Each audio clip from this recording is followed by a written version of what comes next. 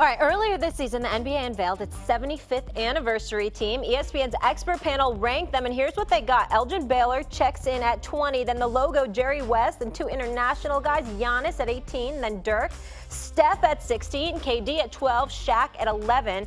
And here's how the top 10 pans out with Kobe, Oscar Robertson, Tim Duncan, Larry Bird, Bill Russell, Wilt, Magic, Kareem, and then the top two, LeBron and MJ.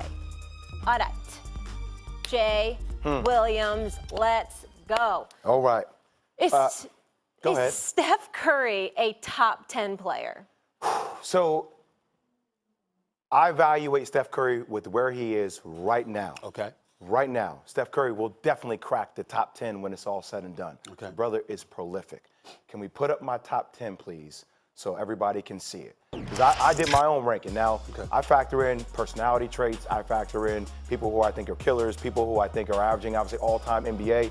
I go MJ, LeBron James, Kobe, Kareem, Magic, Shaq, Tim Duncan, Bill Russell, Larry Bird, and I have KD at number 10.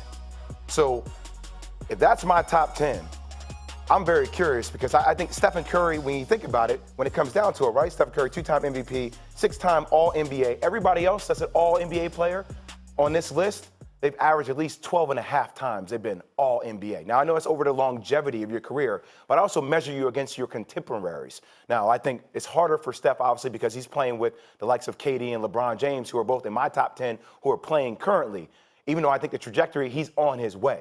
But I think Stephen Curry right now, for me, he's around 11, 12. He's barely on the outside looking in, Stephen A. He will crack it, but I think we need to see a little bit more of Steph do things at the level he did last year and this year without Kevin Durant, because Kevin Durant got 2 Finals MVPs when they won the chips.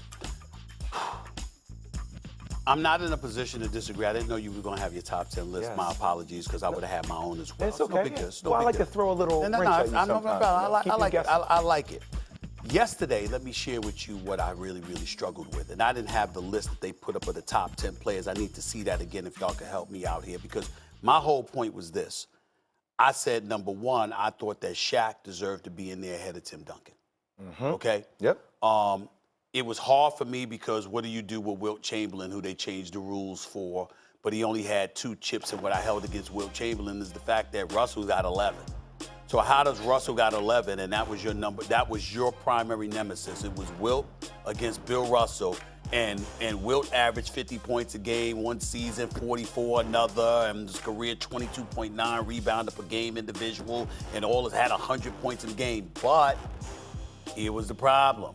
You went up against Russell, and Russell got 9 more titles than you. So what do I do with that? So I struggled with that. I said I had no problem with MJ number 1. You know that. LeBron James number 2. Kareem Abdul-Jabbar number 3. I'm set on my top 3. Okay. Everything else is up for grabs to me because I think about Magic Johnson, the greatest point guard who ever played basketball. Kobe being Bryant. I think about Kobe B. Bryant, who's a 5-time champion, but I also got to think about the 3 he got with Shaq, even though Shaq got the 3 with him. You see what I'm saying? Now, it matters to me that he went away from Shaq and got 2 more and went to 3 straight finals. So I pay attention to that as well. But then I think about Steph Curry.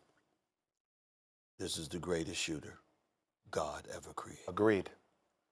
There is no one that is in his stratosphere in terms of shooting the basketball. The brother does have 3 rings. He did go to the finals 5 straight years. And here's where it gets tricky, Jay. Kevin Durant, I don't understand how anybody can leave Kevin Durant off the top 10 because as a talent, I think Kevin Durant is better than Larry Bird. Agreed. Okay? Yes. He's 6'11". He's a sniper extraordinaire. He's a 2-time champion, 2-time NBA Finals MVP. He's a league MVP. We know how phenomenal Kevin Durant is, and you just get he's a professional scorer. There's no way to guard him. I even think he's a better scorer than Michael Jordan. Now, people may think I'm crazy, but that's up for debate. No. I don't. You know what? You can make a legitimate argument about that. It's just that I think about the road to prosperity, which is what I hold against LeBron James in terms of the era that Jordan had to play in and what he had to endure to get to that That's fair. Yep. doing rules changes and all of that other stuff. And I don't think, and a coach yesterday reminded me of young Lou Alcindor before he became Kareem Abdul-Jabbar and how phenomenal he was, and people forget about that too.